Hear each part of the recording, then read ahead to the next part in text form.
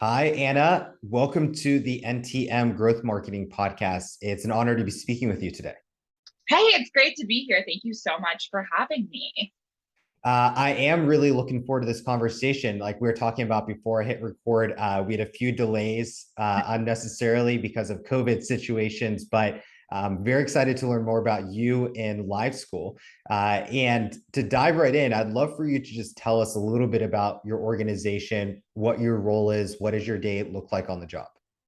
Yeah, that's a great question. So, Live School is a school culture and behavior management platform. We really believe that, so it's an educational technology product we sell to K-12 schools and districts for the most part.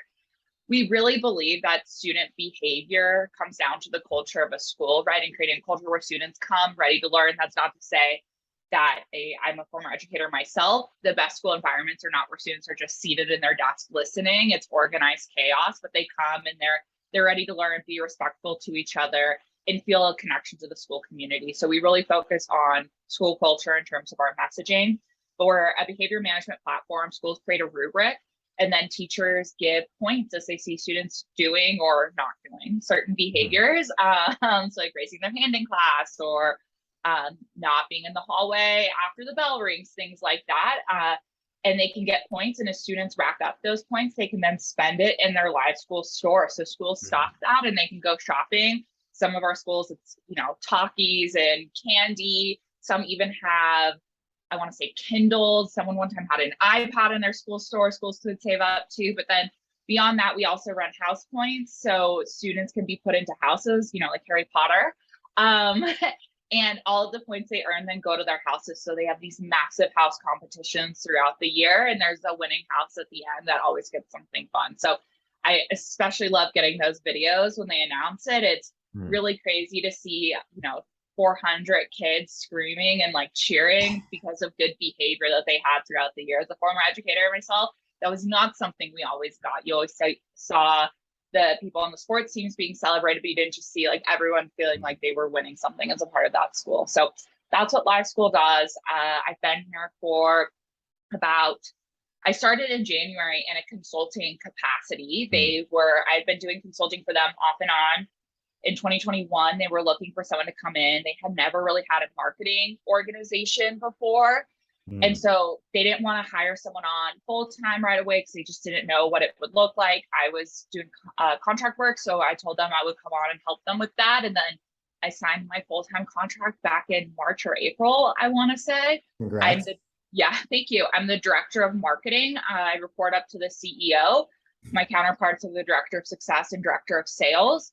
I right now have a team of one. We have about 10 contractors we work with for a lot of our content production, and we're looking at hiring another marketer in September. But yeah, I oversee all of our marketing operations on a day-to-day basis.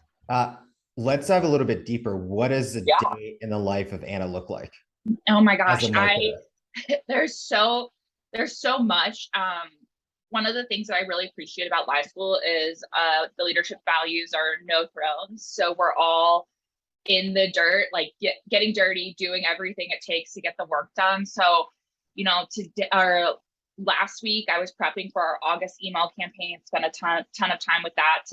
Today, for example, I built reports, designed some swag. We're looking at launching a customer newsletter. I was doing some work around that, optimizing a bunch of our Facebook ads, and we actually just launched a podcast today. So I spent most of my day creating reels to promote that podcast. So that was really fun. But every day is really different. At the end of the day, though, what I'm trying to do is increase the revenue of Live School by building a really strong brand around school culture that attracts our ICP of school principals and predominantly public K-12 schools across the United States, and build demand for what we do. But a big part of that right now, because we're a younger organization and building demand takes time, is figuring out ways that we can capture some of the immediate demand that exists. So that's any work I do builds up to those goals. What I heard you mention is that you were an educator in the past. Was that related to marketing? And can you tell us a little bit about how your marketing journey began? Because if you were an educator and now are a director of marketing, that's a very awesome career trajectory you embarked upon. Yeah. Well, if you follow me on LinkedIn, I talk a lot about transitioning teachers and how they can get into the tech industry am a huge, big believer in the skills that educators have, not just for ed tech, but especially ed tech. So I was a program manager at the Boys and Girls Club. That was everything from running their summer programs to then coming up with curriculum in the fall, winter, and spring during school that aligned with the standards that our students at different grade levels were learning. Then I also did some program and curriculum development for the Immigrant and Refugee Council of Oregon. I'm an Arabic speaker. Most people don't expect that or know that. But so I worked with their students from the Middle East and North Africa. And so I built up English language learning curriculum and delivered that to them. So really big believer in what education can do, especially for marginalized communities. I ended up, because I was really passionate about curriculum, got an offer for a summer internship at an education technology company that specialized in curriculum development in the city where I was living at the time, Portland, Oregon. I decided to take it because I was not making that much money working at the Boys and Girls Club. And this offered me marginally more. And so I was like, well, it's just a summer. Let's see how it goes. And it was actually a customer service internship. So I was doing what would have been considered glorified data entry and database management. But a lot of it was consulting them with customers around their curriculum. I started having a bunch of conversations with the teachers that we were working with. And then because I spoke Arabic, I was also brought along on a few trips to deliver professional development to teachers in the Middle East and North Africa. And I started documenting all of those conversations we had. And this was back when blogging was cool. And I started a blog for the company and then ended up taking on the management of it, and eventually made my way to the marketing team as a content coordinator and someone who was learning about email marketing and how a blog would actually drive business for the organization and not just be a place where I can put my thoughts about the state of education and curriculum. That was back in 2017, 2018. And from there, it's been kind of a whirlwind. I found out that I absolutely loved marketing, never looked back, and just really focused on growing my career as quickly as I could within the education technology space. And now here we are. One marketing medium you mentioned, I would love to dive a little bit deeper into, and that was the podcast, which you said launched today, correct? Yes, it did launch today. This will be a few weeks out by the time everyone's listening to this. Give a quick shout out to the podcast, and then I'd love to hear what was the business strategy on why have a podcast? Yeah, so the podcast is called The Flywheel Effect. It is all about school culture change, and we chose the name The Flywheel Effect because internally and with our customers a lot here, we talk about how small changes can lead to really big results, especially within education, which is for anyone listening who's been a part of it or has a kid in school or have been in school yourself, you know that these are conglomerates of entities and change is really difficult. So, and right now the state of education is not fantastic. So there's a lot of need to improve culture within schools. So called The Flywheel Effect, I co-host it with the amazing Jordan Pruitt. He is, speaking of hiring educators, my first hire at Live School, and he was a dean of students at a large public high school in Kentucky up until the day he started. And now he is talking about demand generation and pulling revenue data and looking at our deal velocity and things like that. So really amazing what he's been able to learn so quickly since May. But really awesome to have him. And he can, I believe in bringing on people onto the team that can speak on topics with authority. I am not an expert in school culture or behavior management. I have not been teaching for 5 years now. So having him on the podcast with our guests, he's able to have really elevated conversations that feel like it's coming from an expert. I can contribute and I do, but I definitely try to take a back seat and let him shine because this is his area of expertise. So why start a podcast? This was one of the things I love about Live School is the CEO is so gung-ho on marketing. And so when I came in, he was the first meeting I had with him, my very first day was with a podcast agency he found that was going to charge us like $2,500 an episode, which was insane. And we're like, we're not doing that. That's like way too much for us. Not that I don't believe in working with podcast agencies, but $2,500 an episode was that's a lot for a new podcast. For a new podcast at a very small company, right? Like we are not an established, we have a strong customer base, growing revenue streams, but not large enough to swallow that. Although I'm sure the work they do is amazing. So we tabled that over budget. But one of the reasons why we really wanted to start a podcast is we want to own that term of school culture. So we compete in a space where there's tools like Class Dojo, which is, I don't know, if you have a kid in K-12, you probably know what Class Dojo is, maybe even early childhood. They have really come to own the space in terms of like points in classrooms. We have a very differentiated product from them, but we want to create a category outside of what Class Dojo owns. So that's really around school culture and this higher level of behavior management. So in starting that, in starting to think about how we can own that category and really build that demand, we want to have conversations over what school culture really looks like, what a successful culture looks like, how to get there, so that when we, by the time next school year comes, or next school budget season comes around, which is in the summer, people are actively looking for a solution to help them with school culture. They understand their KPIs that go along with school culture. They understand why it's important to the metrics that they're going to answer to as principals or even superintendents, and that they associate live school as the expert for school culture and what that looks like, because right now no one really owns that space. So the goal is to create ownership of that, to establish that category and to really own it. Let me ask you this. You're now the director of marketing. You're seeing the budget, you're seeing all the different channels live schools involved with. Are there any surprising marketing mediums that live schools been investing in that you're thinking, whoa, I didn't realize direct mail would actually be a good driver of revenue for this organization? Oh, that's such a good question. We just launched a direct mail strategy, so fingers crossed it is a really good a good driver of revenue for the organization. We put together these really cool culture gift boxes for admins, and then some teachers are receiving it as well.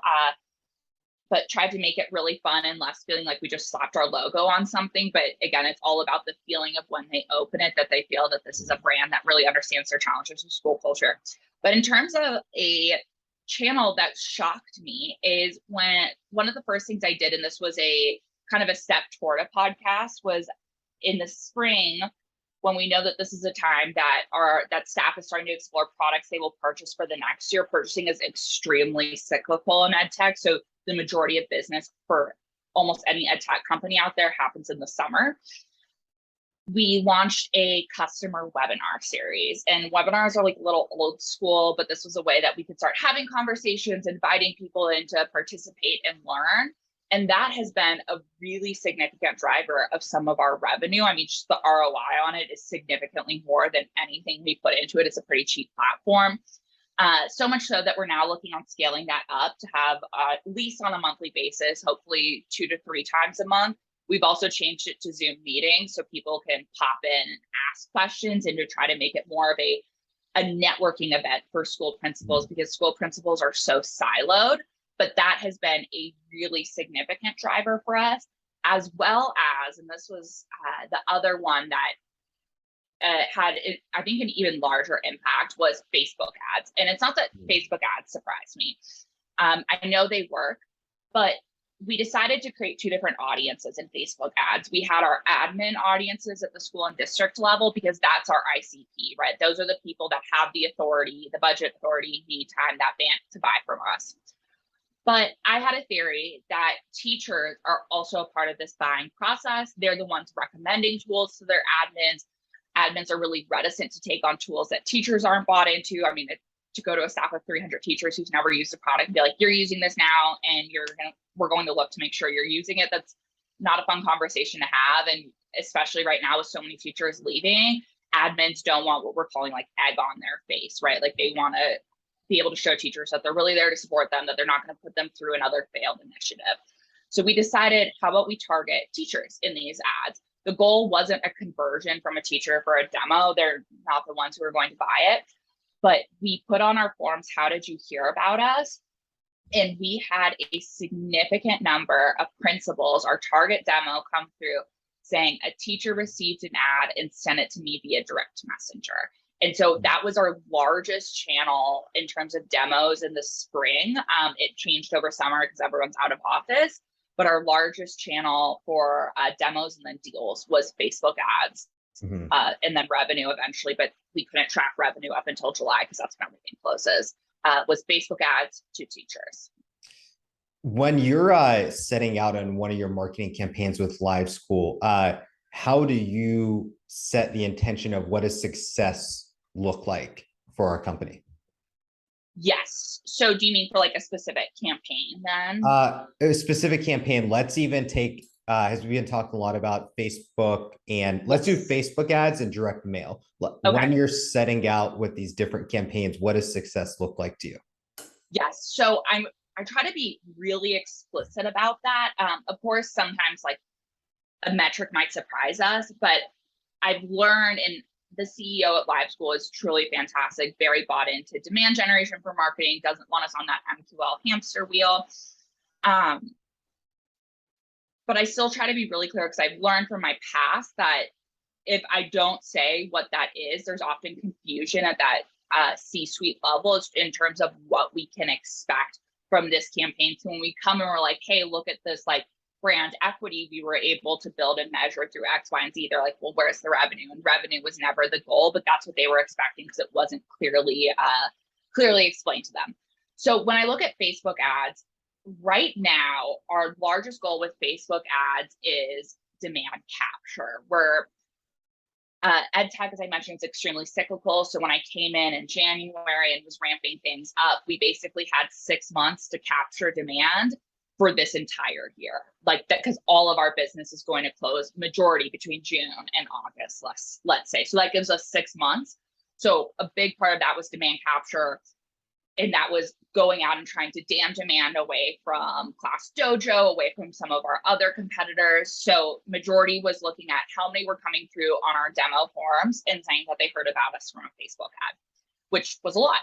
But then we've started investing now that we've gotten through this, what we're calling school budget season, or at the tail end of it, in demand generation. So our metrics have switched now. We're still running some to capture what demand remains. But now we're looking at how can we get engagement on these ads, right? So looking at likes and comments, how many people are like, this is really interesting. So it's much more qualitative data. But we put out a Facebook ad, and in 2 weeks, it had 99 likes and it was 36 comments. And it was a data point we found from a research report we did about teacher morale. And all these people are in the conversations discussing it and asking questions. And that to us, it was all about school culture and how it relates to teacher morale. That's showing that our message is starting to resonate out there, right? That people are associating the challenges they're having with their school with school culture, which is what we're really trying to own. So with Facebook, now we're looking at those qualitative results. We launched a podcast, so now we're running some ads that we took Instagram Reels. And so we're looking at how many people are going to visit the podcast after that, right? Or are they at least commenting that what we're showing from these Reels is interesting, but how many people go subscribe to the podcast? I'm not looking for immediate revenue from the podcast. I'm just trying to get content resources in front of them. So that would be. I want to interject real quick with the podcast and content resources. What is that? Yeah. So it's the podcast is a content channel, right? So we're out there. We're not trying to sell Live School through it. Again, we're trying to own it, like, and create demand around solutions for school culture and help people understand that there are ways that you can deliberately improve school culture.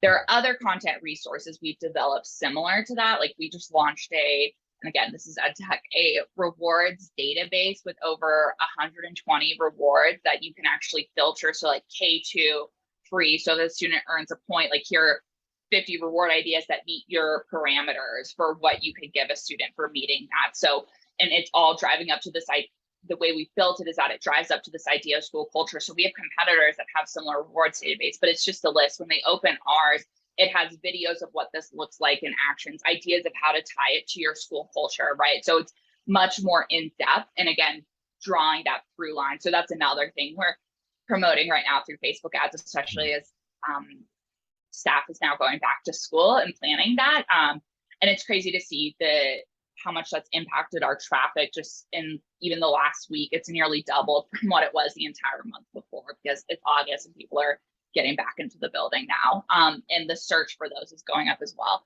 So those are all things that we're promoting for across, when I say content resources, that's what I mean. And in Facebook ads, then the goal is engagement on those content resources.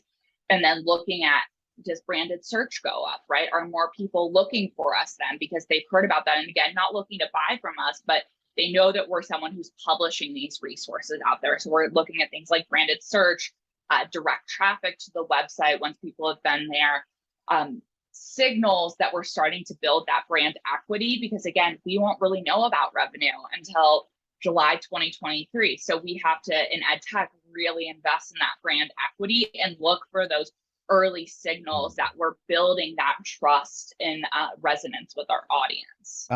I have one other question before we get to direct mail success. So I'd love to hear your thoughts then of in your dialogues with your CEO.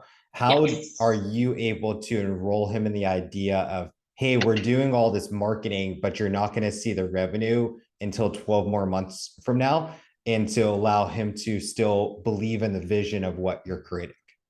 Well, he gets it, right? So that you have a great CEO. I'm not just saying that because he will definitely be listening to this. Like, I wouldn't have taken, I was doing great with contract work, right? Outside of it, like, I was not looking for a full-time job. I would not have taken it unless there was a CEO that really understood, right? And so, because I've been at companies where they don't, and especially in edtech, there is quite literally nothing I can do outside of the school budget season. We're working on ideas of like, how can we create a pilot program, right, in the spring? And so things that we can start to see, are people signing up to use our product? We're looking at ways of getting our product in front of more people with free trials or freemium models. Maybe there's all these ideas that we have in play and that we're developing, that at least, by January or February, we'll start to get signals of like how many people are interested in using this product. But I wouldn't have signed on if he didn't understand that. And because he's been in ed tech for several years now, he understands that cycle. Like, when he pulls up the revenue data, he's like, yeah, it all happens in these months. So you have to understand that, especially in ed tech. But beyond that, for any marketer that's coming in and having to build demand, there's always a lag time, right? And so those are important questions. You're never going to, maybe this is negative, but you're never going to change a CEO's mind who doesn't get it. I have tried for years too. That now those are questions I ask, like, what is the ramp up time? When do you expect to start seeing results from marketing? Ask that in your interview process. In my interview process, yeah. Awesome. What is the ratio of sales to marketing budget? How many salespeople do they plan to hire? How many salespeople do they have? Because in some cases, they've hired a whole sales team and then realized they don't have any leads for them. And then I asked this, I asked, like, how will marketing be measured? And it's on revenue and pre-qualified pipeline. So not an MQL, right? Like, we don't care about MQLs. We don't report on it. They aren't used in our HubSpot instance. We care about how much I have revenue goals each month. I have pipeline that I need to build each month.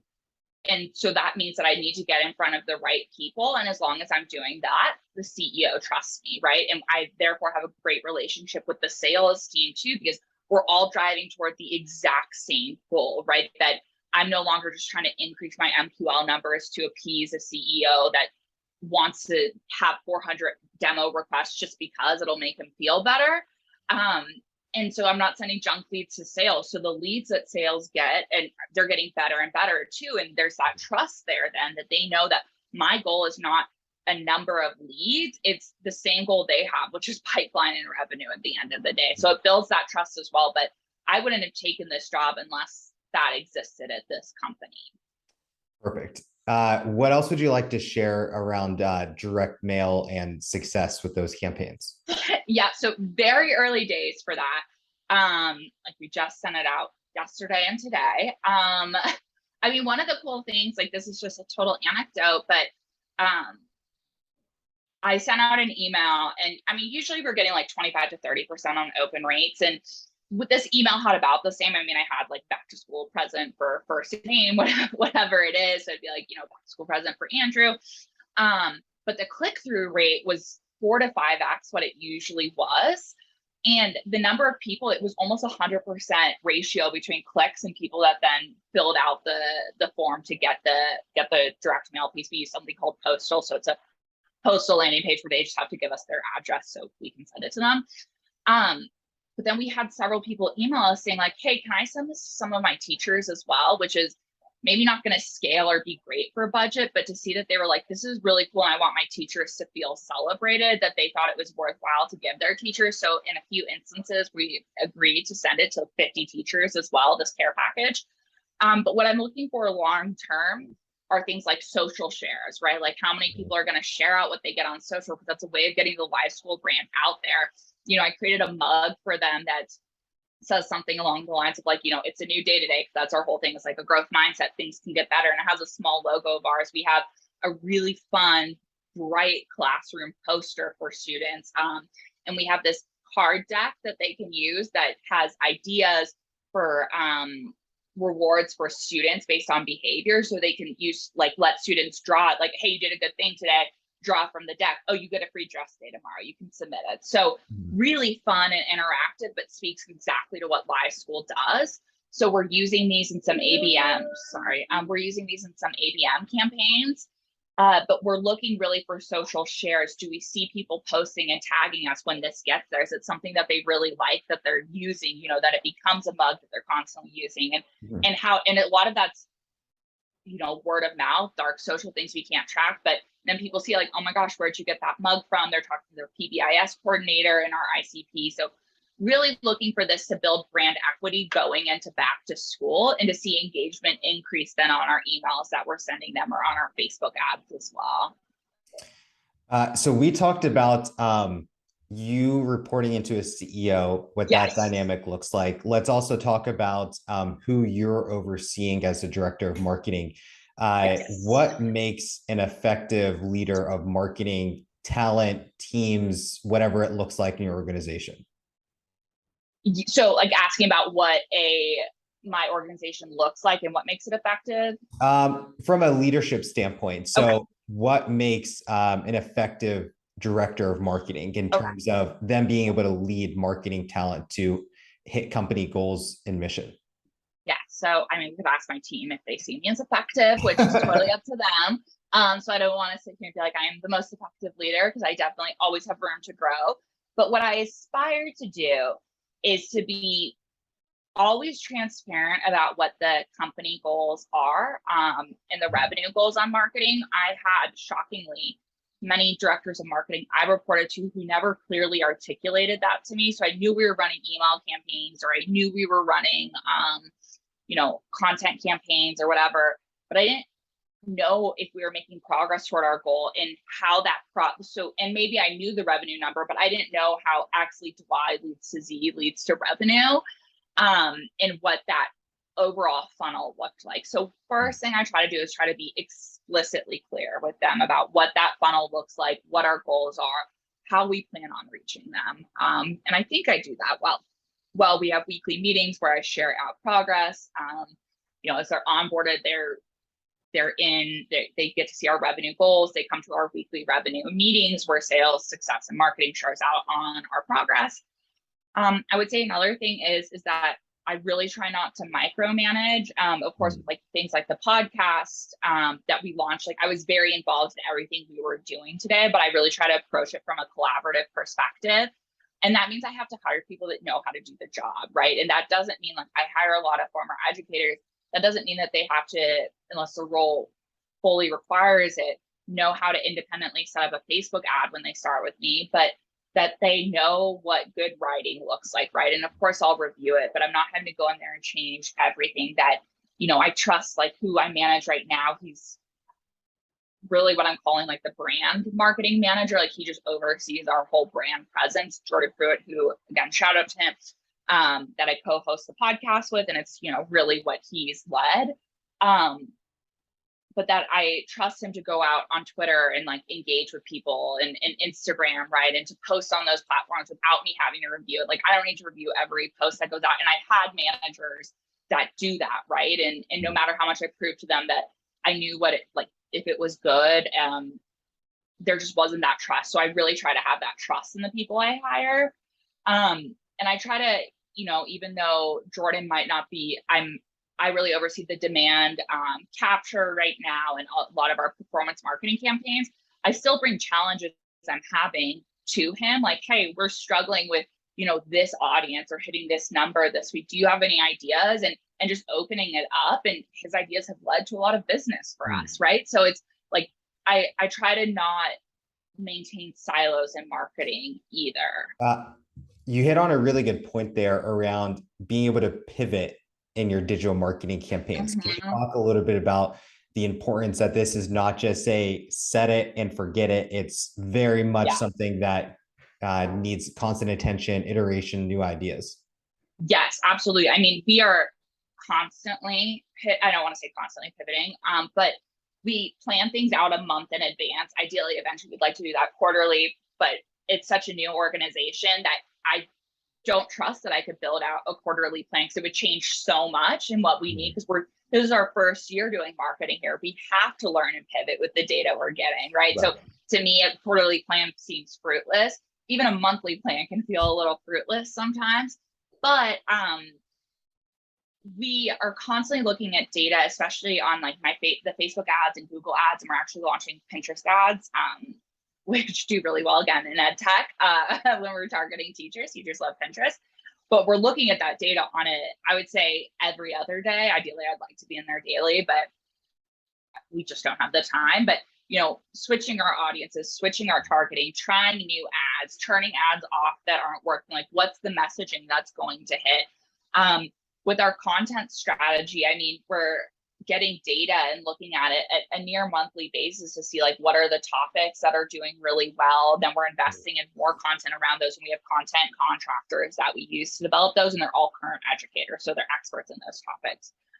So then we'll go to them with that. And then, I mean, with social media, Jordan, who oversees it, we just launched a TikTok a couple weeks ago. We just had a video that got 45,000 views. And so it's like, okay, that's working. How do we do more of that, right? So we're filming and creating things on a daily basis on social based off of the data that we're getting. And because we're in a space where we have to iterate constantly, especially with channels like social media that give you the immediate results. But, I also try to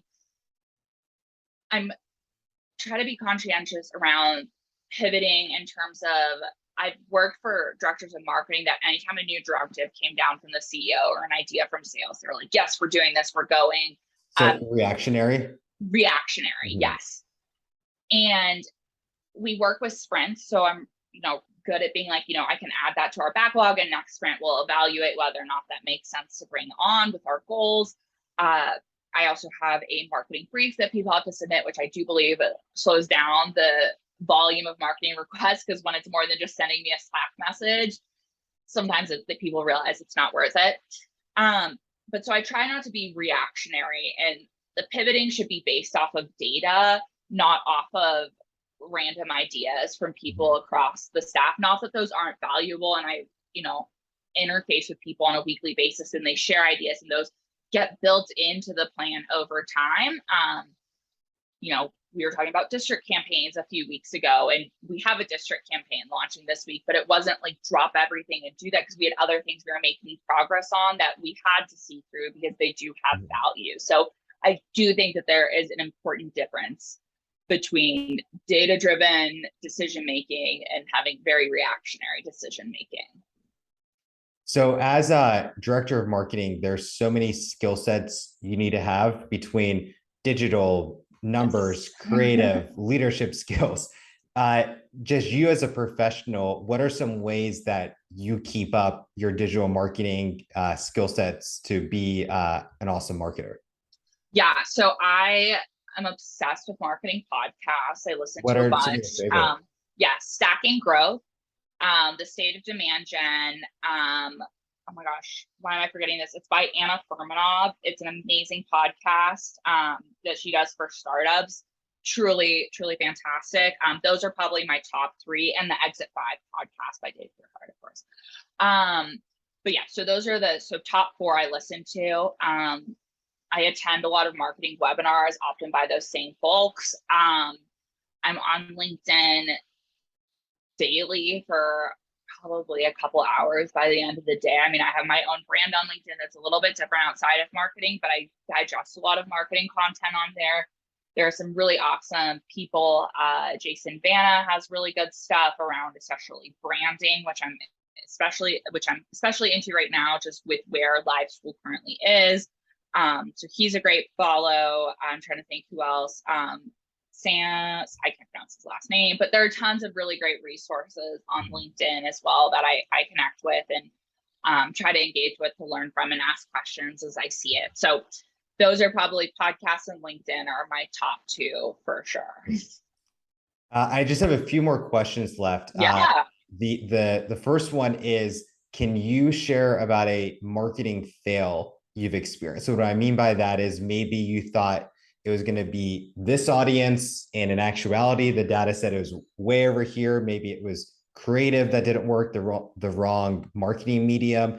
Love to hear kind of what was that marketing fail and what was your lesson learned through that experience with why it didn't work out? Yeah. So I think back to some content projects I really led at a company before I was at live school. And I think where we would go wrong was when the content, like we were like focusing on it was a couple companies I was at where it was a curriculum. And so we'd focus on the value of the specific type of curriculum, like, oh, why this is so important. And we found that like that messaging really flopped. And when we were trying to build a brand, what people were looking for was extremely tactical advice around that. So computer science was an example of one. So it wasn't like why it's important to teach computer science, but how to do it, right, in a very specific topic. So thinking about like, what are those extremely tangible resources that we can create? So that would be lesson plans, for example. Again, we're talking about K-12 education here, curriculum resources, things like that, that someone within our ICP could take and implement right away in their school. And so we found that our messaging just over time wasn't hitting, and a lot of our competitors were filling that need for that very tactical messaging that the market really needed, which is why then when I came to live school, for example, we're not sitting here and writing about like why student rewards are important. We're creating this like massive database of reward ideas that people can go to. So trying to stay on the level, I think, and think about like not talking at people, but talking with people and providing them ideas and resources that they can go take. So I think that would be a marketing fail, was just misunderstanding the type of content our audience needed. Perfect. On the flip side, what is a marketing campaign or initiative that you're very proud of that you've done in your career? Yeah, so I think there are several. I think the one though that I think about is just even really recently with the Facebook ads I was talking about in targeting teachers, because this is like super ed techy, but you hear all the time, like, we don't sell to teachers, we don't sell to teachers, we don't sell to teachers. So the vast majority of educational and technology companies and educational services companies just ignore teachers. They don't speak to them at all. They don't see them as valuable. And then that's even reflected in the customer success then that you see and the strategies around retention and renewal. And it's something I've pushed for a lot throughout my career, but to see that like revenue proof has been awesome, because that's often hard to track. And I have to thank Chris Walker and the team at Refine Labs for telling us to add that open text, how did you hear about us, to the form, because we would have never been able to track that before. But to have data to show that teachers were driving this decision making, and it's even beyond just Facebook ads as well, where we've seen it. It also just proves long-term a thesis I've had since I started in ed tech marketing, and so many, hills I've chosen to die on with advocating for speaking to teachers. To see it finally come through in revenue data felt like a 4 or 5 year long victory that finally happened. And I think the message there is to like truly understand the buying process at organizations. Like, I knew that we should target teachers because I spoke to customers and understood how decisions were made, right? And so I had that at least qualitative data out from our audience, but then to put in so many people, though, they just want to ignore that. Even if they get that qualitative data, they're like, nope, but they're not the ones buying it. We don't care. We don't care. So to speak to your customers and then really implement what they're saying, even if it's moderately inconvenient for your company, I think was like, it's just, that was something that most of the CEOs I worked for were so resistant to. Last question today. What is the best purchase you've made either personally or professionally for under $100 in the last 6 months, and why? Oh gosh, that's really tough.